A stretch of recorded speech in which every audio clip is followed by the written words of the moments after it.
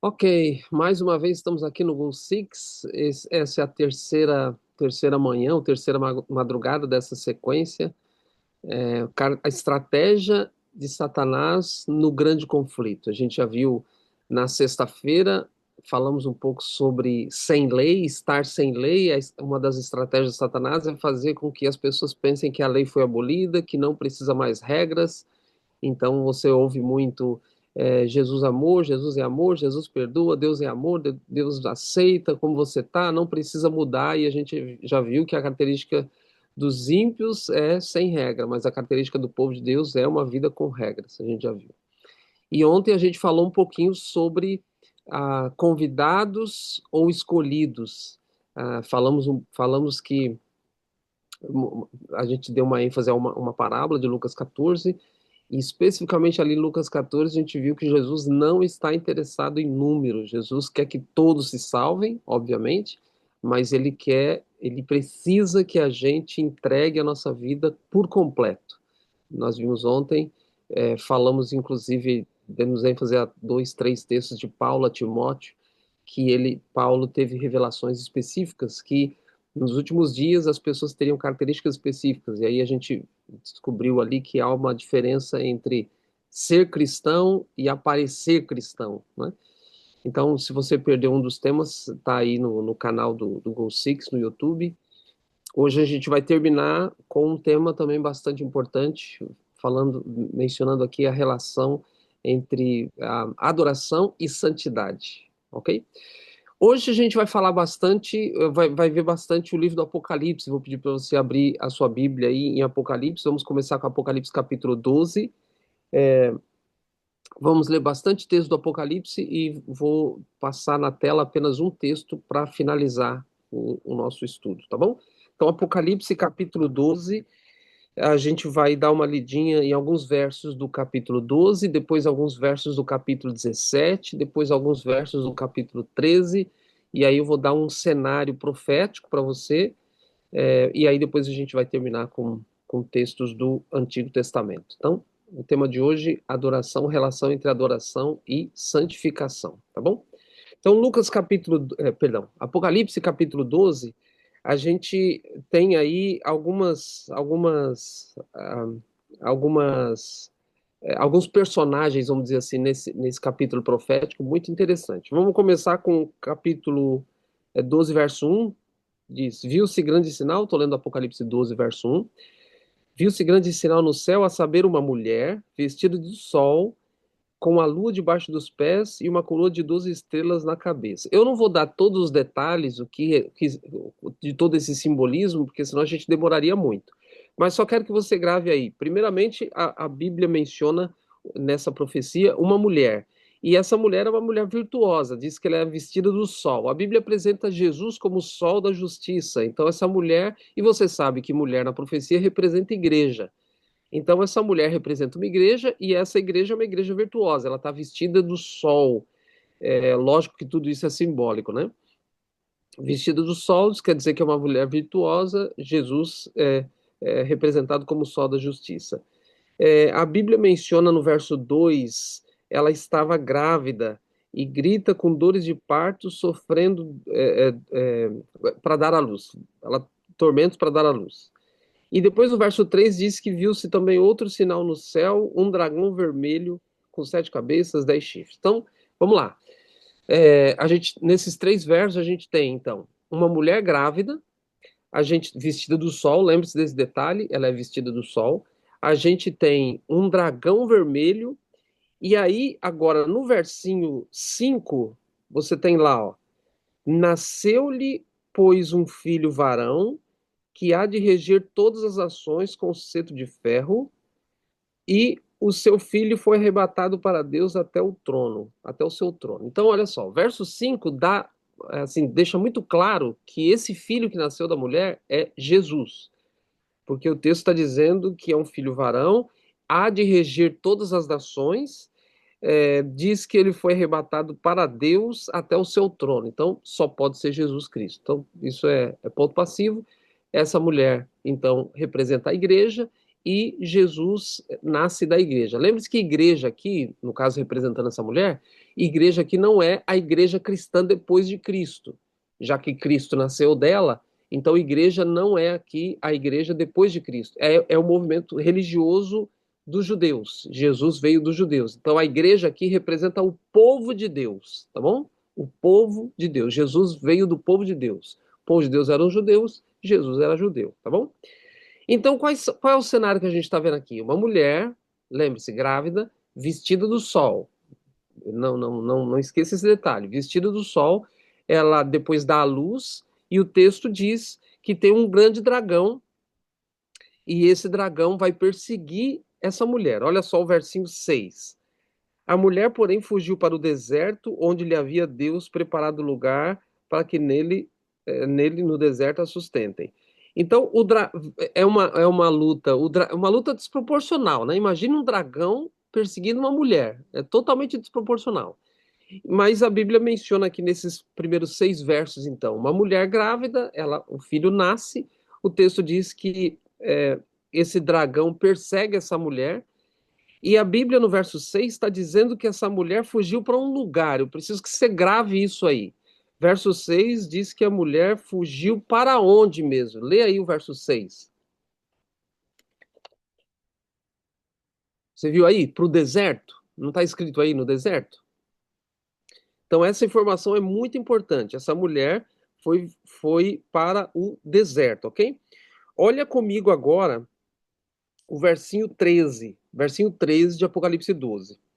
Quando, pois, o dragão se viu atirado para a terra, perseguiu a mulher. Lembre-se que o dragão é Satanás. Você vai ver no verso 9 aí, 12:9, que o dragão é Satanás. Já que a mulher representa a igreja, o dragão representa Satanás. Então agora estou lendo o verso 13. Quando, pois, o dragão se viu atirado para a terra, perseguiu a mulher que dera à luz o filho varão. Então, quem é que Satanás está perseguindo? A igreja. O dragão persegue a mulher. Tudo bem?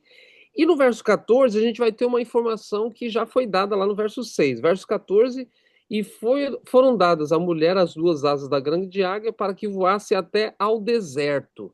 Então veja, o verso 6 diz que a mulher foi por deserto. Deus preparou um lugar para ela. E agora no verso 14 está repetindo, diz quando o dragão está perseguindo a mulher e ela vai para o deserto. Então, vamos lá. Guarde essas informações. Mulher representa a igreja, ela está vestida do sol. Dragão representa Satanás. A Bíblia está dizendo que o dragão está perseguindo a mulher. E Deus, para proteger a mulher, mandou ela para onde mesmo? Para o deserto. Nasce o seu filho, foi arrebatado para Deus, Jesus Cristo. Representa a sua morte, ressurreição e ascensão, tá bom? Enquanto isso, a mulher está no deserto. Agora, olha como termina o capítulo 12, verso 17. Verso 17 do capítulo 12 diz assim, ó. Irou-se o dragão contra a mulher e foi pelejar com os restantes da sua descendência, os que guardam os mandamentos de Deus e têm o testemunho de Jesus. Então, o que esse texto está dizendo? Esse texto está dizendo que o dragão, depois que Jesus ascendeu ao céu, o dragão continua irado contra a mulher, mas num dado momento vai guerrear contra os descendentes da mulher. Ok? Então, olha só, resumindo o capítulo 12. Uma mulher, a igreja, é perseguida pelo dragão, o dragão é, persegue a mulher dá à luz o filho é arrebatado para o céu, e o final do capítulo 12 está dizendo que essa mulher foi por um deserto, o dragão está perseguindo a mulher, mas no final do capítulo 12, o enfoque do dragão, de Satanás, é sobre os remanescentes, os descendentes da mulher. Ok? Então ele está perseguindo agora os descendentes da mulher. Então a gente viu um resumo aqui do capítulo 12. Agora vai para o capítulo 17. Capítulo 17. Capítulo 17. Ah, detalhezinho, você viu lá no capítulo 12, verso 17? Diz que o dragão irou-se contra a mulher e foi pelejar contra os descendentes. E lá deu característica dos descendentes, né? Guardam os mandamentos de Deus, tá? Guarda essa informação também. Apocalipse capítulo 17. Olha só o versinho 6. O versinho 6. Apocalipse 17, verso 6. Então vi a mulher embriagada com o sangue dos santos e com o sangue das testemunhas de Jesus, e quando a vi, admirei-me com grande espanto. Vamos lá. Então, João aqui, lembre-se que lá em Apocalipse 12, João está vendo uma mulher, e ela está vestida do sol. E aqui no verso 6 de Apocalipse 17, João está vendo também uma mulher. E ele diz que ela está embriagada com o sangue dos santos. Opa, já não é mais aquela mulher virtuosa. Só que aí o verso 6 termina dizendo que quando ele vê essa mulher, ele fica muito espantado. Você viu aí? Admirei-me com grande espanto. Não foi uma coisa simples, não, o espanto dele. Foi muito espantado. Então eu faço uma pergunta: por que que João ficou tão espantado? No capítulo 12, ele vê uma mulher virtuosa e ele não diz que fica espantado. Agora ele vê uma mulher com sangue dos santos, ou seja, essa mulher já não é mais virtuosa, e ele se admira com grande espanto. Por quê? A pergunta é: por que que ele ficou admirado? Olha lá o versinho um. Versinho um diz ali, ó. Veio um dos sete anjos que tem as sete taças, falou comigo dizendo: Vem mostrar-te o julgamento da grande meretriz. Opa!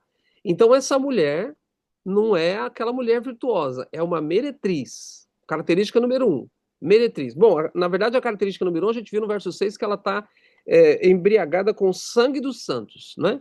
E agora no verso um está dizendo que ela é meretriz. Olha só o versinho 3. Versinho 3. Transportou-me o anjo em espírito a um deserto e viu uma mulher montada numa besta. Olha, ele foi para o deserto. Então, essa mulher, essa meretriz, está onde? Num deserto. Não é isso que a gente viu no verso 3? Vocês viram aí? Verso 3: Transportou-me o anjo em espírito a um deserto. Peraí, onde é que a mulher virtuosa foi escondida mesmo? Deus deixou ela onde? Verso 6 e verso 14, num deserto. E agora João é transportado para um deserto e ele vê essa mulher. Só que ele vê essa mulher e ele vê que essa mulher, no verso um diz que ela é meretriz. E no verso 6 ele diz que essa mulher está embriagada com o sangue dos santos. E agora o verso 4 ó, diz assim, ó. Achava-se a mulher vestida de púrpura. Opa, aquela mulher do capítulo 12 estava vestida do quê? Do sol. Essa aqui está vestida de púrpura e de escarlata, adornada com ouro, pedras preciosas e de pérolas, tendo na mão um cálice de ouro transbordante de abominações e com as imundícias da sua prostituição. Queridos, é a mesma mulher. Por que que João ficou tão espantado? Justamente porque ele tá vendo que é a mesma mulher do capítulo 12. Só que agora a mulher está transformada. Não é mais aquela mulher virtuosa vestida do sol. Viu lá no verso 6? Ele fica espantado.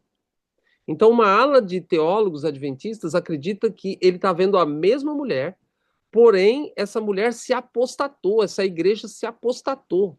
E aí você entende o capítulo 12 terminando dizendo que Satanás não. O capítulo 12 termina dizendo que Satanás não está mais irado contra a mulher. Ele está irado contra a mulher, mas a sua guerra é contra os remanescentes, porque a mulher está apostatada. Lembre-se, capítulo 12, versos 6 e verso 14, diz que Deus enviou a mulher para o deserto para proteger ela, mas ela lá se apostata. E aí agora João, no capítulo 17, é levado para um deserto e ele vê essa mesma mulher, só que agora apostatada, lá vestida do sol. Aqui, verso 4, adornada com púrpura, escarlata, ouro, pedras preciosas. Percebe a diferença? Aqui ela está com o sangue dos santos. Ela se tornou uma igreja perseguidora. Lá, uma igreja santa. Aqui, uma igreja perseguidora. Então, por que que ele se assusta? Porque é a mesma igreja, só que agora apostatada. Repito, agora você entende por que Satanás agora volta os seus esforços para o remanescente. Porque a mulher se apostatou. Então, já está do lado dele. Agora ele vai atrás dos remanescentes. Quem são os remanescentes? Apocalipse 12, 17 mencionou. Guarde os mandamentos de Deus e tenha o testemunho de Jesus. Agora, qual foi a mudança? O que que aconteceu para essa mulher ter mudado tanto? Capítulo 13. Capítulo 13. Apocalipse, capítulo 13. Vamos lá. Interessante esse ponto de vista que eu vou falar aqui para vocês. Apocalipse 13. Ok. Apocalipse 13, lembre-se, ela apresenta as duas bestas. Besta que sobe do mar e besta que sobe da terra. Eu não vou ler todos os textos, mas eu quero dar uma ênfase aqui. Queridos, o que fez essa mulher ter mudado assim? O que fez essa mulher ter se apostatado assim? Qual é a essência do grande conflito nesses últimos dias? Qual é, qual é a coisa mais importante, o mais importante que envolve o grande conflito nesses últimos dias? Olha aí, Apocalipse 13, verso 2. Só que vou ler só a segunda parte, tá bom? Vou ler o verso 2, mas só a segunda parte. E deu-lhe o dragão, lembre-se, a gente já viu o dragão, é Satanás, capítulo 12, verso 9. E deu-lhe o dragão o seu poder, o seu trono e grande autoridade. Está falando de quem? Está falando da primeira besta. Então, olha aqui para mim, ó. Primeira besta aparece, que é um poder religioso, aparece, mas quem está por trás é o dragão. Porque o verso 2, segunda parte do verso 2, está dizendo que o dragão deu para essa besta poder, trono e autoridade. Ou seja, a besta não tem trono, não tem autoridade, não tem poder. Esse trono, essa autoridade, esse poder que a besta, a primeira besta, exerce, é do diabo que dá para ela. Tudo bem? Agora, qual é o resultado disso? Verso 4. Verso 4. Estou lendo Apocalipse 13, verso 4. Qual é o resultado do dragão, do diabo, ter dado poder, trono e autoridade para esse poder religioso? Verso 4: adoraram o dragão, porque deu a sua autoridade à besta. Primeira parte do verso 4. Qual foi o resultado? Queridos, a adoração. Qual é a coisa mais importante? O que mais. O que de mais importante envolve o grande conflito nesses últimos dias? Queridos, a adoração. Satanás luta pela sua adoração e Deus quer que você adore a Deus, a Ele apenas. Então, Satanás aqui, por meio da primeira besta, o verso 4 está dizendo que as pessoas estão adorando o dragão. Pergunto, quem é o dragão mesmo? Satanás. E o texto está dizendo que quando Satanás dá para a primeira besta o seu poder, trono e autoridade, ele consegue que as pessoas adorem o próprio dragão, o próprio diabo. Você imagina, você imagina pessoas adorando o diabo? É óbvio que não é o diabo assim, como lá no Jardim do Éden, quando ele vai aparecer no Jardim do Éden, ele aparece de forma velada. Quando ele vai tentar Jesus, ele aparece de forma velada. Aqui, da mesma forma, ele dá o seu poder para essa primeira besta e de forma velada as pessoas estão adorando ele, não sabendo que estão adorando ele. Porque na segunda parte do verso 4 diz assim, ó, também adoraram a besta, dizendo, quem é semelhante à besta? Quem pode pelejar contra ela? Ou seja, o que a Bíblia está dizendo é que essa estratégia de Satanás, de dar o seu poder, trono e autoridade para essa primeira besta, é para fazer com que ele, Satanás, receba a adoração. As pessoas adorando a besta estão adorando o próprio diabo. Olha lá agora o versinho 8. Versinho 8.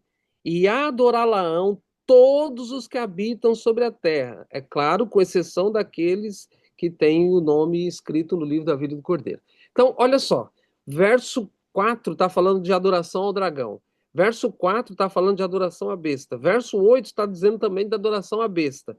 Olha só o versinho 12. Versinho 12. Agora falando da segunda besta. Diz lá, a segunda besta exerce toda a autoridade da primeira besta na sua presença. Essa segunda besta faz com que a terra toda e os seus habitantes adorem a primeira besta. Então a segunda trabalha para a primeira. Você percebe a palavra adoração se repetindo aqui? Então o verso 4 diz lá, estão adorando o dragão. O verso 4 diz, estão adorando a besta. O verso 8 diz, estão adorando a besta. O verso 12 está dizendo, através da segunda, estão adorando a primeira. E deixa eu dizer, queridos, você que é adventista e conhece pelo menos mais ou menos essa profecia, sabe que essa primeira besta representa o poder religioso romano, a segunda besta representa o poder religioso protestante. E não importa quem é o Papa, não importa quem é o presidente americano, não importa, não importa. Não se iluda com muitos pregadores adventistas que são sensacionalistas, que querem o seu like, que querem a sua visualização, porque eles ganham dinheiro com isso. Então, não importa o Papa, o presidente, não importa isso. A profecia vai se cumprir, não, enfim, não se preocupe com isso. A profecia vai se cumprir. Satanás é que está por trás deles, tá bom? Olha só o versinho 15, diz aí, ó. Estou lendo Apocalipse 12, 13, verso 15, agora ainda falando da segunda besta. Ele foi dado comunicar fôlego à imagem da besta, para que não só a imagem falasse, como ainda fizesse morrer quantos não adorassem a imagem da besta. Bom, em resumo, o que a gente viu aqui? No capítulo 13, você tem a adoração para a primeira besta, a adoração para a segunda besta, a adoração para a imagem da besta. Então, Satanás está por trás da primeira besta, Satanás está por trás da segunda besta, esses poderes religiosos. E Satanás sabe que as pessoas adorando esses poderes religiosos, ou pensando que estão adorando a Deus por meio desses poderes religiosos, estão adorando a Ele. Então, esse é o meu tema dessa minha última madrugada aqui com vocês. Qual é a relação da adoração e a santificação? O que fez aquela mulher mudar tanto? O que fez aquela mulher mudar tanto foi essa questão da adoração. Mas a gente tem um conceito de adoração muito limitado. Adoração não é só quando a gente vai lá na igreja e vamos orar, vamos cantar, vamos louvar. A maioria dos adventistas, quando pensa em adoração, pensa em música, pensa em louvor. E aí vem muitos temas polêmicos na cabeça. Mas não é só isso, eu vou mostrar aqui para vocês já já. Antes, Apocalipse 14. Dá uma olhada aí, Apocalipse 14, o versinho 7. Lembra? Primeira mensagem angélica, segunda mensagem angélica, terceira mensagem angélica, que são os remanescentes que a mulher, que o dragão está irado, está perseguindo lá no capítulo 12. É esse mesmo grupo aqui que foi posto no mundo para dar uma mensagem específica aqui. Olha só, Apocalipse 14, verso 7, a primeira mensagem angélica diz: dizendo em grande voz, temei a Deus e dai-lhe glória, pois é chegada a hora do seu juízo, e adorai aquele que fez o céu, a terra, o mar e as fontes das águas. Veja como a adoração é o assunto principal do grande conflito nesses últimos dias. É o assunto principal. Então, Satanás está trabalhando para que você deixe de adorar a Deus, adore qualquer coisa, mas não adore a Deus. E Deus precisa que você adore a Ele. Repito, adoração não tem a ver só com música, não tem a ver só com culto. Eu vou mostrar isso para você. Olha só o versinho 9 agora. Versinho 9. A terceira mensagem angélica diz: seguiu-se a esse outro anjo, o terceiro, dizendo em grande voz: se alguém adora a besta, a sua imagem, recebe a sua. Então, a primeira mensagem angélica fala para você adorar a Deus. A terceira mensagem angélica fala para você não adorar a besta, as bestas, a sua imagem. Olha só o versinho 11. Versinho 11, Apocalipse 14, verso 11. A fumaça do seu tormento sobe pelos séculos dos séculos e não tem descanso algum, nem de dia nem de noite, os adoradores da besta da sua imagem que recebe a marca e tal. Então, o Apocalipse, especialmente no que envolve esse período, está recheado de informações para que a gente fique atento e a gente tenha certeza, convicção de que nesses últimos dias a coisa mais importante que a gente deve se preocupar é a adoração. Satanás quer a sua adoração. Então ele tem a primeira besta, ele fala: adora a primeira besta, não precisa adorar a Deus. Aí a segunda besta, adora a segunda besta, não precisa adorar a Deus. Adora a imagem da besta, não precisa adorar a Deus. Adora o número da besta, não precisa adorar a Deus. Então Satanás luta pela sua adoração. Isso é o que é o pano de fundo, é o ápice do grande conflito, você vai adorar a quem? Esse é o ponto. E é isso que fez com que aquela mulher virtuosa se transformasse numa mulher prostituta. O aspecto da adoração. Mas vamos lá agora para um texto bíblico. O que é que envolve a adoração além da música, além do louvor, além do culto lá na igreja? Abra sua Bíblia em Mateus capítulo 15. Mateus capítulo 15. Mateus capítulo 15.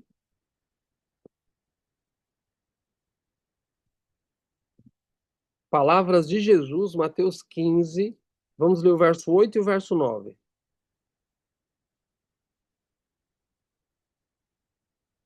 Mateus 15, verso 8 e o verso 9. Diz aí: Este povo honra-me com os lábios, mas o seu coração está longe de mim. E em vão me adoram, olha o assunto da adoração aí, ó. E em vão me adoram, ensinando doutrinas que são preceitos de homens. Então eu disse aqui que a gente tem um conceito muito limitado de adoração. O que é que Jesus está ensinando que envolve adoração? Veja o que ele está dizendo. Em vão me adoram. Ok, Jesus, o que é adoração em vão? Ele explica no próprio verso ensinando doutrinas que são preceitos de homens. Então, o que é adoração, queridos? O que envolve adoração?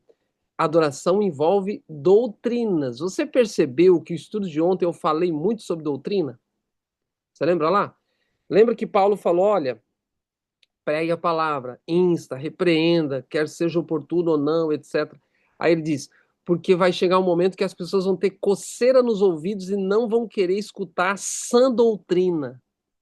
Aí ele diz: pelo contrário, se cercarão de doutrinas? Não, de mestres, que pregarão coisas que eles gostam, que as pessoas gostam.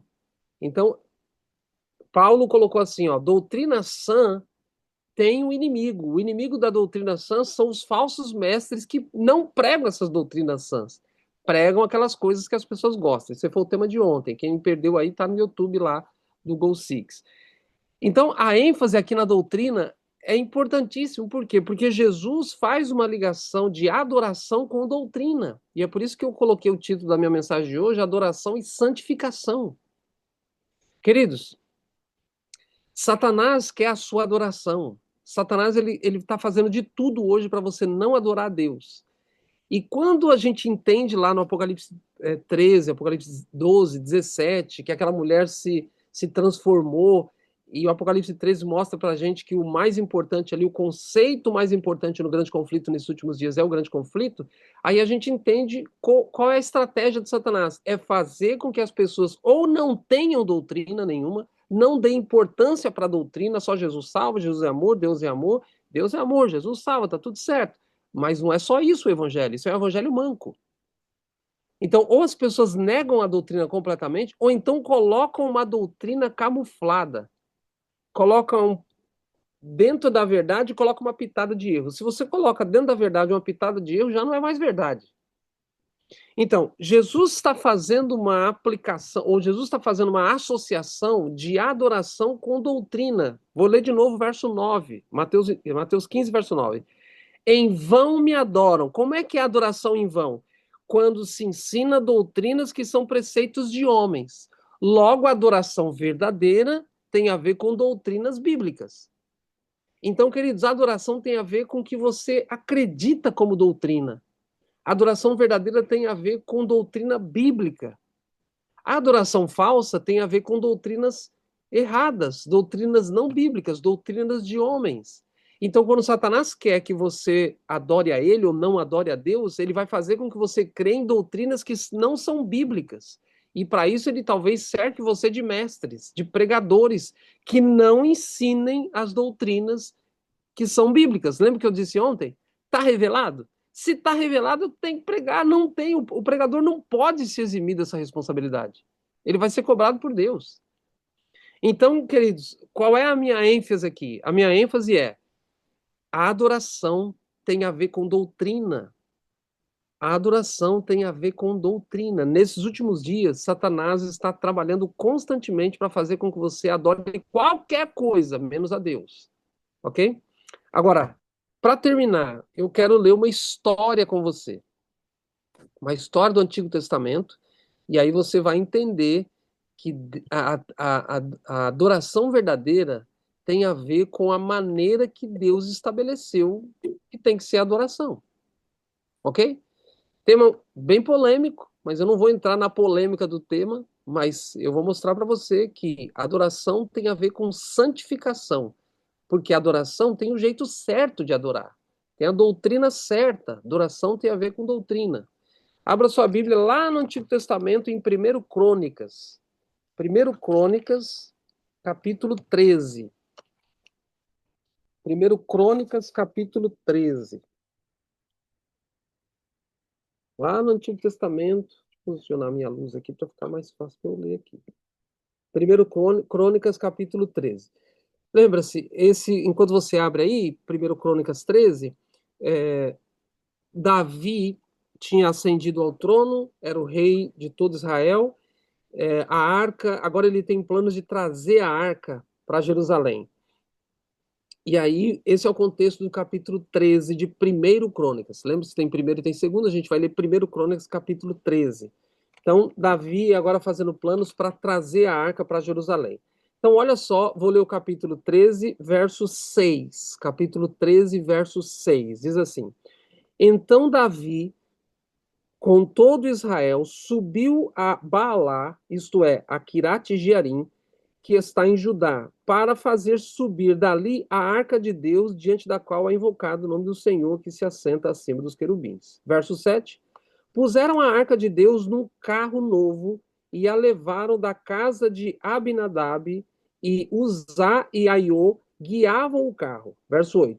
Davi e todo Israel alegravam-se perante Deus com todo o seu empenho, em cânticos, com harpas, com alaúdes, com tamboris, com símbolos e com trombetas. Para aqui um pouquinho, deixa a sua Bíblia aberta, por favor, e aí presta atenção numa explicação que eu vou dar aqui. Então, Davi se tornou rei, agora de todo Israel, tá tudo certo. Agora ele fala: vamos trazer a arca para cá. E aí ele vai trazer a arca, e aqui esses textos que a gente leu, de 6 a 8, mostra uma festa que Davi está fazendo para trazer a arca. Davi, os judeus todos muito alegres, etc, etc. E estava todo mundo muito feliz. Veja a ênfase do verso 8. Davi e todo Israel alegravam-se perante o Senhor com todo o seu empenho. Cânticos, harpas, alaúdes, tamboris, símbolos, trombetas. Então, a Bíblia está dando uma ênfase numa alegria tremenda, era uma festa danada que estava tendo lá. Só que, de repente, acontece uma tragédia. Olha só o verso 9. Quando chegaram à eira de Quidom, estendeu Uzá a mão para a arca, para segurar a arca, pois os bois tropeçaram. Lembra-se, a arca estava num carro novo, diz lá o versinho 6. Quem levava o carro eram os bois. Os bois tropeçaram. Então a ira do Senhor se acendeu contra Uzá e o feriu por ter estendido a mão à arca e morreu ali perante Deus. Gente, que estranho isso. Presta atenção. Davi está trazendo a arca. Festa, louvores. O texto está dizendo que eles se alegravam muito perante Deus. E aqui acontece uma tragédia. O carro de boi está levando a arca está em cima do carro de boi. Eu tenho uma arca aqui. Ah, está ali em cima. A arca está em cima do carro de boi. O boi tropeça e a arca vai cair e o Zá está do lado. A arca vai cair e usar para proteger a arca. Ele levanta a mão para proteger a arca. E pelo que o texto diz aqui, ele nem chega a tocar na arca. Deus fulmina ele na hora. Há várias advertências que ninguém pode tocar na arca. Ninguém pode tocar na arca. Mas você pode perguntar, mas usar foi só segurar a arca porque a arca ia cair. Ele não estava desrespeitando a Deus, no sentido, eu vou colocar a mão aqui na arca, Deus mandou só sacerdote colocar a mão na arca, mas eu vou colocar porque eu estou desobedecendo a Deus. Não, ele foi tentar proteger a arca ia cair. Eu vou dizer para você, queridos, sabe quem foi o culpado de Uzá ter morrido? Sabe quem foi o culpado dessa tragédia? Davi. Uzá morreu por um desleixo de Davi. Quem é Davi? O rei, é o líder. E eu vou mostrar isso para você. E aí, Davi fica impressionado, depois você pode ler esse relato com mais calma, Davi fica impressionado e fala, não, Davi ficou muito abalado, muito, muito, muito abalado. E ele disse, não vou mais trazer a arca. E aí o verso 14, 1 Crônicas 13, verso 14 diz, assim ficou a arca de Deus com a família de Obed-Edom, 3 meses. Davi falou, não, vamos deixar a arca aqui na casa mais próxima aqui, vamos deixar isso quieto. Alguma coisa a gente fez errado aqui.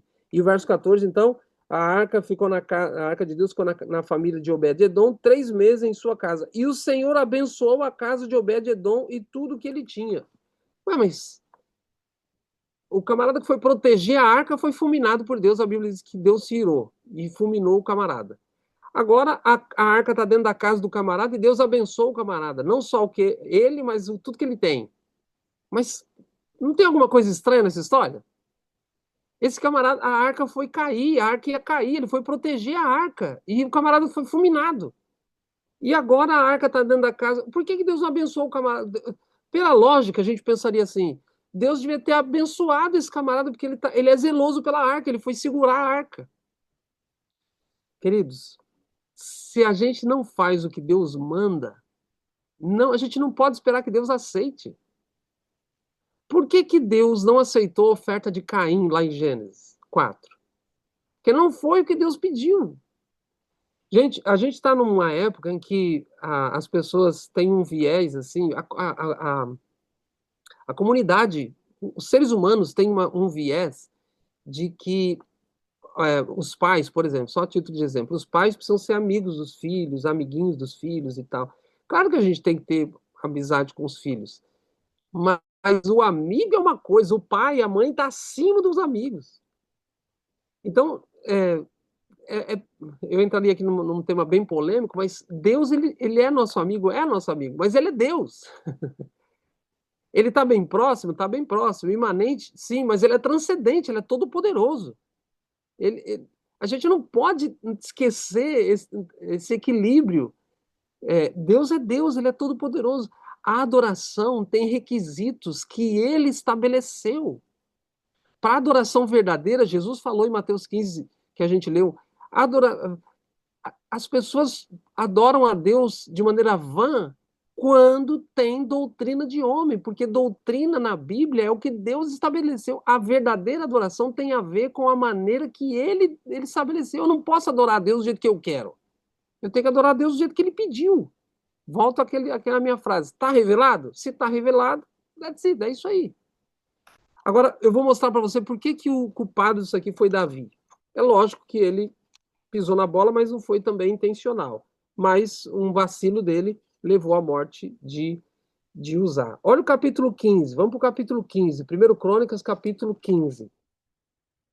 1 Crônicas, capítulo 15. Veja, Deus já tinha dado especificações de como carregar a arca. Deus já tinha dado as coisas bem específicas. Veja, capítulo 13, Davi está levando a arca com muita alegria e tal, e acontece uma catástrofe. E ali a gente aprende uma coisa, viu, irmãos? Vamos fazer um parênteses aqui?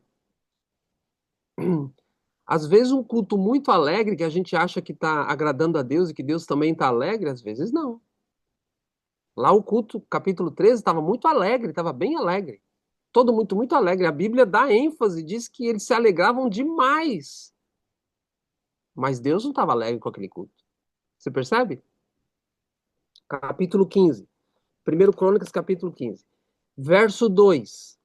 Então disse Davi: ninguém pode levar a arca de Deus senão os levitas, porque o Senhor os elegeu para levarem a arca de Deus e os servirem para sempre. Oh!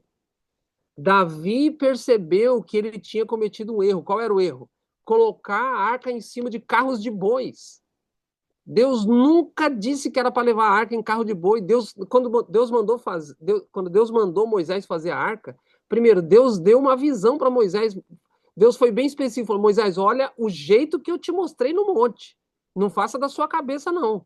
Faça do jeito que eu te mostrei. E do jeito que Deus mostrou, e ainda Deus deu os desenhos para Moisés. Do jeito que eu te mostrei, Moisés, a arca tem argolas. Gente, eu tenho a arquinha ali, ó. A arca tem argolas, você coloca as varas nas argolas e quem leva a arca não é boi, é sacerdote. Percebe? Por que Uzá morreu? Deus, se ele está salvo ou não, é outra coisa. Mas o fato é que um erro levou a outro. Ninguém pode tocar na arca, a não ser o sacerdote. Mesmo quando a arca vai cair e o camarada vai proteger, sim, porque eu não mandei botar a arca em cima de carro de boi, Deus diz. Entende? Por isso que o culpado da morte de Uzá foi Davi, porque Davi era o líder, Davi era o responsável. Então agora no capítulo 15, Davi entendeu, ele estudou, ele procurou fazer a vontade, deixa eu ver o que que eu errei lá, que o camarada morreu por minha culpa, deixa eu ver o que que eu errei. Aí ele foi descobrir, foi reler e foi descobrir, não é do jeito que eu quero, não é do meu jeito, é do jeito que Deus quer. Então, a primeira mudança, verso 2, o sacerdote é que leva a arca.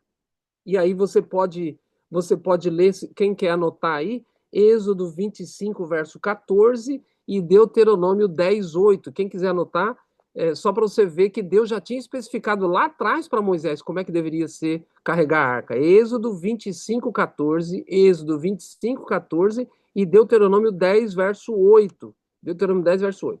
Agora aqui, ó, 1 Crônicas 15, 2, também você pode ler no verso 15, olha aí. Estou em 1 Crônicas 15, a gente leu o verso 2, agora leia comigo o verso 15. 1 Crônicas 15, 15.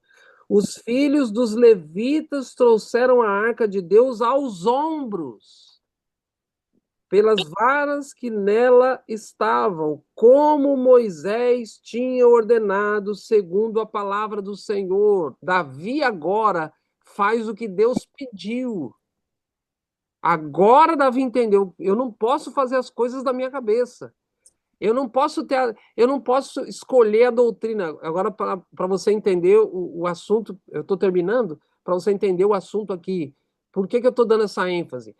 Aquela mulher pura de Apocalipse 12 se transforma numa mulher prostituta em Apocalipse 17. A mesma mulher. Por quê? Por causa de adoração. O que, que envolve adoração? Jesus disse, Mateus 15, 9, doutrina. Aquela mulher que era pura passou a ter doutrinas estranhas que não eram bíblicas. E por causa da adoração que envolve doutrina, ou por causa da doutrina que influencia a adoração, os dois estão relacionados, ela, aquela mulher pura, se transformou numa mulher prostituta. Então, a adoração, queridos, Deus estabeleceu o jeito de adorar. Deus estabeleceu a doutrina. Eu não posso falar assim, ó, essa doutrina eu aceito, aquela doutrina eu não, não, aquela ali não. Lembra comichão nos ouvidos que Paulo falou ontem? Queridos, nós somos o povo remanescente. Apocalipse 12, 17, que a gente leu no começo, Satanás está irado contra nós somos o povo remanescente. Satanás não está mais irado contra a mulher. Apocalipse 12 disse isso, mostrou isso para nós. Satanás está irado não contra a mulher mais, está irado contra o remanescente, porque a mulher já se prostituiu. Foi para o deserto, depois João vai ver no deserto uma mulher prostituta. Ele se espanta, é a mesma mulher, mas agora prostituiu-se. E agora o remanescente não pode se prostituir, o remanescente não vai se prostituir. Só que há dentro do remanescente pessoas com essa tendência de achar que a adoração pode ser feita da cabeça dele. Há dentro do remanescente pessoas que preferem doutrinas de demônios, a gente viu ontem. Há dentro do remanescente pessoas que escolhem as doutrinas. Por isso que tem joio e trigo dentro do remanescente também. Você não deve se influenciar, você não deve se deixar influenciar por isso. A gente comentou bem ontem, na sexta à noite também, especialmente depois que terminou a gravação, a gente ficou batendo papo. Então tem gente na igreja que te desanima, tem gente na igreja que... Estou falando da igreja adventista, que te desanima, que diz, não tem problema, teve uma irmã aí que mencionou, vai lá na casa das pessoas, está todo mundo bebendo vinho. Gente, está revelado. Não se deixe influenciar por isso. Tem joio no trigo. A igreja permanece até o fim, a igreja não vai cair. Quem vai sair, quem vai ser expurgado da igreja é o joio. Você, trigo, fique na igreja, não se deixe abalar pelo joio. Estou mencionando aqui que Deus estabeleceu o método de adoração, ele estabeleceu as doutrinas corretas que vão dar a ele a adoração verdadeira. Então, agora, para terminar, ponto 1. Agora Davi entende que não pode botar a arca em carro de boi. Tem que fazer o que Deus pediu. O que Deus pediu? Não coloca no boi, coloca no ombro do sacerdote. Não é de qualquer um, não é qualquer um para tocar na arca, só o sacerdote. Por isso que Uzá morreu, Davi. Você foi o culpado. Você fez o que eu não pedi. Olha lá agora o segundo ponto, versinho 12. Estou lendo 1 Crônicas 15, verso 12. Davi disse para os sacerdotes, vós sois os cabeças das famílias dos levitas, santificai-vos, vós e vossos irmãos, para que façais subir a arca do Senhor, Deus de Israel, a lugar que lhe preparei. Olha só o versinho 13. Pois visto que não a levastes na primeira vez, porque não foi os sacerdotes que levaram, foram os bulls, os bois, pois visto que não a levastes da primeira vez, o Senhor nosso Deus irrompeu contra nós, porque então não o buscamos, nós não o buscamos, segundo nos for ordenado. Davi está confessando a sua culpa. Ele está dizendo: olha, eu errei, eu coloquei os carros de boi, eu coloquei a arca em cima dos carros de boi, e Deus já tinha revelado que era para vocês levarem. Então, no verso 13, Davi está confessando o seu erro. Eu não busquei o Senhor, eu não busquei a orientação de Deus. Querido, estou fazendo a aplicação agora. Ó. Eu estou adorando a Deus do meu jeito. Não, eu não preciso ser tão estrito assim. A música da igreja não precisa ser do jeito que Deus quer. Pode ser do jeito que eu gosto, afinal de contas, vamos agradar os jovens. Não é isso que a gente ouve por aí? Vamos agradar os jovens.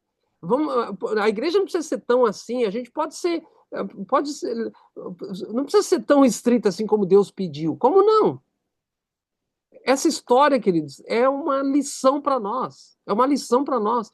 No verso 13, Davi está dizendo: ei, eu errei. Era para vocês levarem a arca, e eu coloquei a arca em cima de carro de boi. Uzá morreu por minha culpa. E ele diz no verso 13: eu não busquei o Senhor, eu não fiz conforme ele mandou. E por que que a gente comete o mesmo erro hoje? A gente acha que tem que ser pode ser do nosso jeito. Não, não pode.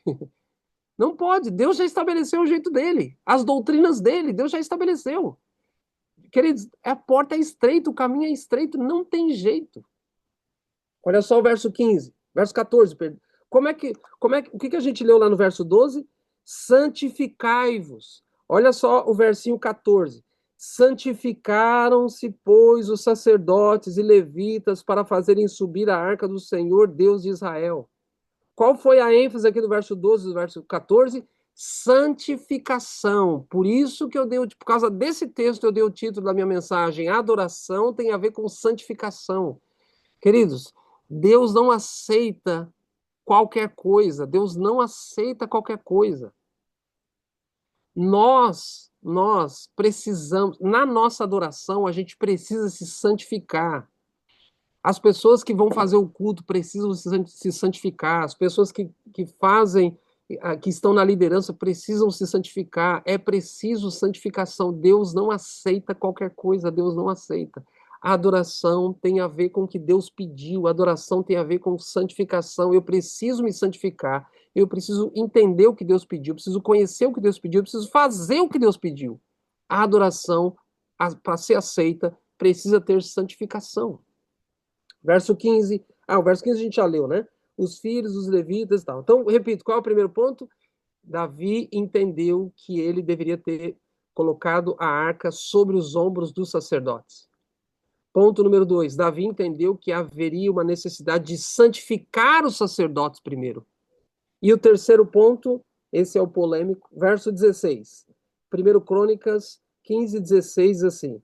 Disse Davi aos chefes dos levitas que constituíssem a seus irmãos, os cantores, para que com instrumentos músicos, com alaúdes, harpas e símbolos se fizessem ouvir e levantassem a voz com alegria. Aqui tem um detalhe. Lembre-se lá no capítulo 13 de 1 Crônicas, teve um problema, né? Tava todo mundo se alegrando, tava tudo bem e tal. Povo alegre, mas Deus irado, porque não foi o que Deus pediu. E aí a gente já viu aqui 2 pontos. Por que Deus não aceitou aquilo? Primeiro, porque era para os sacerdotes levar no ombro. Segundo, era para haver uma preparação antes, uma santificação. E terceiro, por causa das músicas. Eu vou mostrar isso para você. Olha só o versinho 28, 1 Crônicas 15, verso 28. Assim todo Israel fez subir com júbilo a arca da aliança do Senhor, ao som de clarins, de trombetas, de símbolos, fazendo ressoar alaúdes e harpas. Olha aqui. Vamos comparar o verso 16 com o verso 28. Tá bom? Estamos no terceiro tópico. Agora a gente não está falando mais do sacerdote carregando no ombro, agora a gente não está mais falando da santificação. Agora a gente está falando do estilo da adoração. A música da adoração. Olha só o verso 16. O verso 16 fala alaúdes, harpas e símbolos. Mostra aí três instrumentos. Você viu? Verso 16 de 1 Crônicas 15. Alaúdes, harpas e símbolos. Olha o verso 28. Fala clarins, trombetas, símbolos, alaúdes e harpas. Tudo bem? Nesse capítulo 15 deu certo a adoração, porque foi feita do jeito que Deus mandou. Lá no capítulo 13 não deu certo. Vamos ver o que não estava certo lá em relação à música. No capítulo 13, vamos voltar lá para o capítulo 13. O que é que eles estavam usando lá que tenha desagradado a Deus? É só uma inferência, a Bíblia não está dizendo isso. Mas é interessante que lá, quando deu certo, os instrumentos são uns. E aqui, quando deu errado, os instrumentos têm alguma coisa diferente. Olha só o versinho 8. 1 Crônicas 13, verso 8.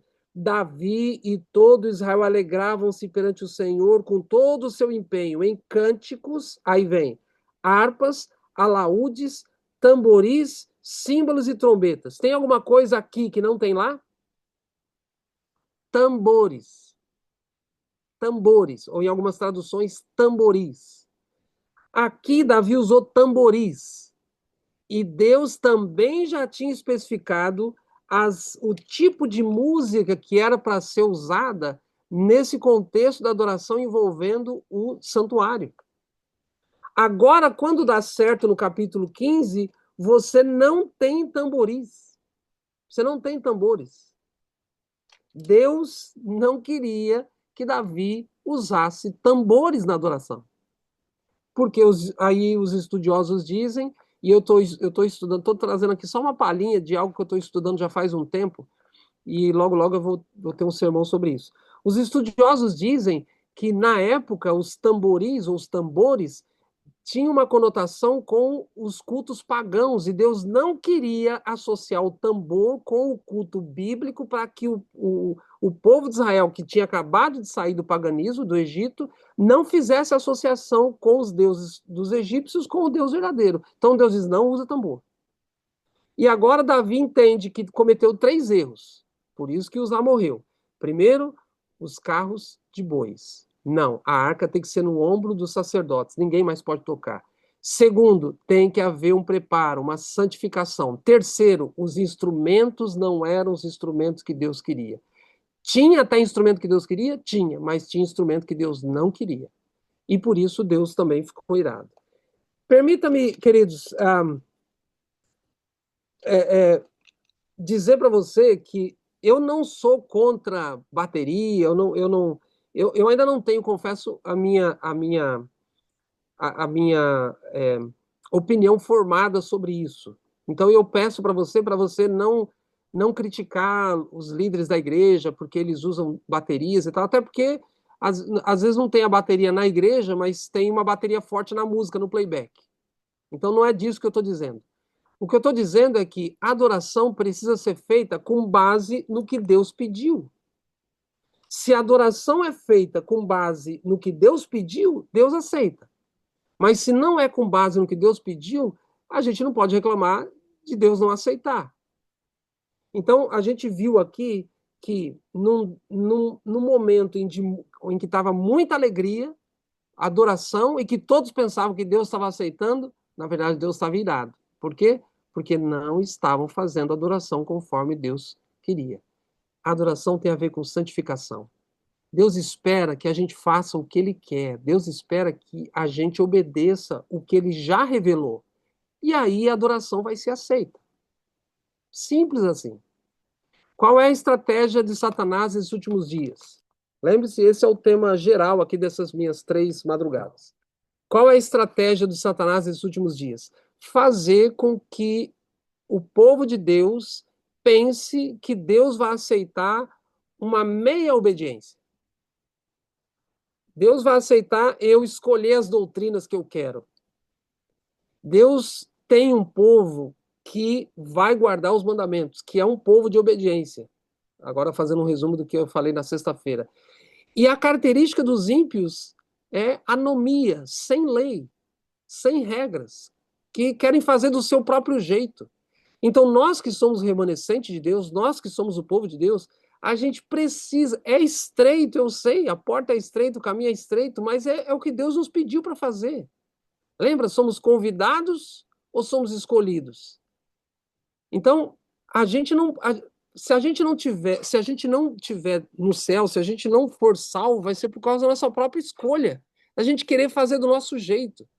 Não, Deus falou que eu devo comer isso, mas todo mundo come. Deus falou que eu não devo comer isso. Deus falou que eu não devo. Gente, bebida alcoólica. Como é que um adventista bebe bebida alcoólica? Então, são coisas. E eu estou dando só exemplos. Aí ó, foi falado aqui de fofoca, foi falado aqui de críticas, de acusação, acusações. Gente, nós somos o povo de Deus, nós somos remanescente.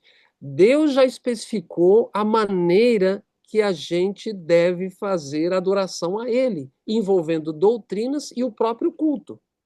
Se não for do jeito dele, ele não vai aceitar. A gente não pode reclamar que ele não vai aceitar. Já está revelado.